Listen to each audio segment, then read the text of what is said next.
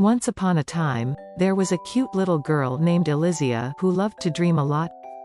Elysia revives the dreams she has while plays games as if that dream were real.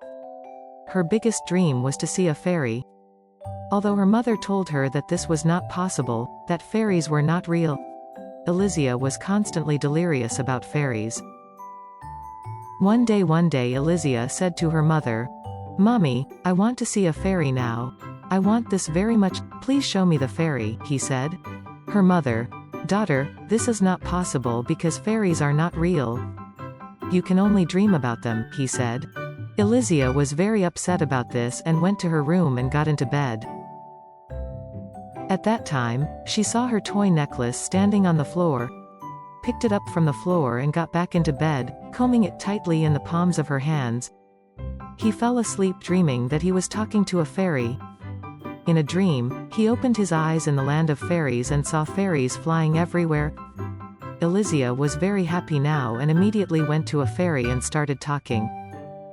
He began, "Hello, my name is Elysia. I've been wanting to see you, to meet you, to talk so much, it finally came true," he said. Fairy Elysia smiled and said, "Welcome to Fairyland, beautiful girl. Everything you see here is magic. If you really wanted to see us, then come spend a day with us and then you will return home," he said. Elysia was very happy and went after the fairy. "Fairy. Look, this is the magic castle where the fairies live," he showed their house. Then he suddenly turned around and said, "Look, this is the magic forest." When they were a little further along, he said, "Look, meet all of these fairy friends," and introduced Elysia to his friends. Elysia and the fairies were engaged in a deep conversation. Elysia was so happy that she never realized how the clock was ticking. "Fairy. Elysia, it's time for you to leave." He came. "But I also want to show you the fairy treasure before I go," he said and led her into a huge cave. "There are sparkling necklaces, sparkling rings, earrings, crowns here."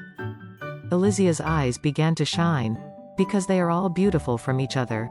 The fairy took one of them and handed it to Elysia and said, "Here, let this be yours, you'll remember us when you look at it." Elysia took the necklace and held it tightly in her hand.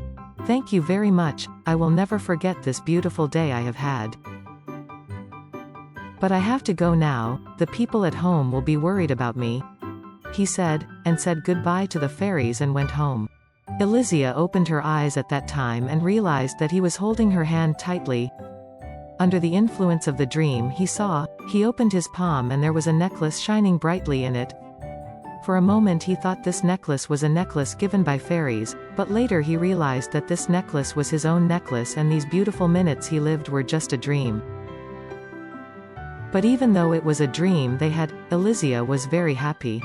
He has now realized that fairies are not real, but he has never stopped dreaming about them. And that's where the fairy tale ends.